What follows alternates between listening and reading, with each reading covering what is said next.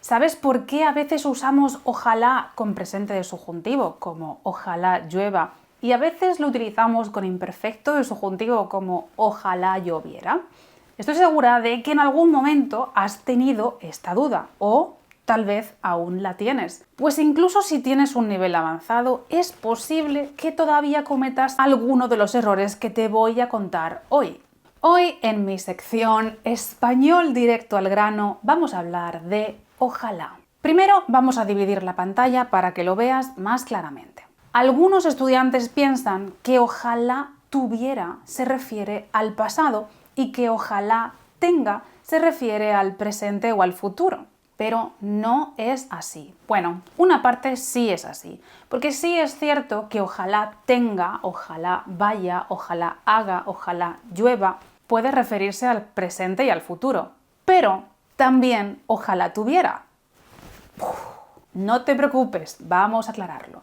La diferencia clave entre las dos está en lo que el hablante siente y lo que el hablante quiere transmitir. Por ejemplo, cuando utilizamos ojalá más presente de subjuntivo, el hablante siente esperanza. Todavía siente que hay una posibilidad de que esto ocurra. O tal vez es eso lo que quiere transmitir, aunque no lo piense. Luego os pongo ejemplos. Y cuando usamos ojalá más imperfecto de subjuntivo, como ojalá tuviera, ojalá pudiera, ojalá fuera, también puede referirse a un presente y a un futuro, pero en este caso no tiene esperanza. En este caso sabe que las cosas son imposibles o poco probables. Así, por ejemplo, si yo digo ojalá no llueva mañana, tal vez he mirado la previsión y hay un 40% de probabilidades de que llueva. Entonces tengo una gran esperanza de que las cosas sean como yo quiero. Pero si digo ojalá no lloviera mañana, es que probablemente he mirado la previsión y dice que hay un 95% de probabilidades de lluvia. Así que mi deseo es bastante improbable. Y como probablemente sabes, también lo usamos para un presente que es imposible. Por ejemplo, ojalá fuera más alta, ojalá viviera cerca de la playa, ojalá no hiciera tanto calor. Son cosas que no podemos cambiar ahora mismo. No puedo ser más alta. Ojalá fuera más alta, pero no lo soy. Ojalá no hiciera tanto calor, pero lo hace. Es un deseo imposible en el presente. ¿Y por qué decía antes que depende de lo que quieras transmitir? Porque imagínate, por ejemplo, que tienes un amigo que habla muy mal español y se va a presentar al DLC1 y tú le dices mucha suerte para el examen, ojalá apruebes.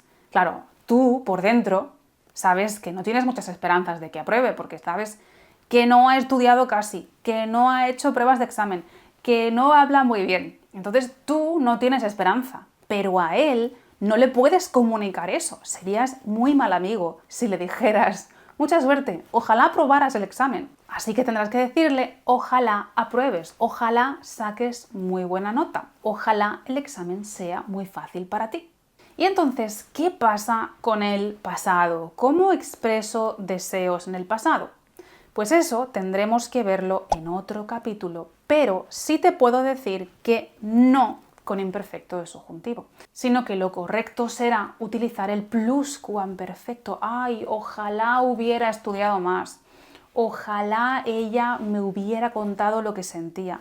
Ojalá ellos hubieran llegado antes, porque así habríamos podido entrar al concierto. Sígueme para más píldoras gramaticales y recuerda que ya tienes un montón de vídeos en la lista Español directo al grano. Ahí te explico más cosas como esta. Y por favor, déjame un comentario practicando esto que hemos aprendido, porque si no, mañana no lo recordarás. Nos vemos muy pronto en el siguiente vídeo. Te mando un beso, gracias por aprender conmigo y hasta la próxima. ¡Chao!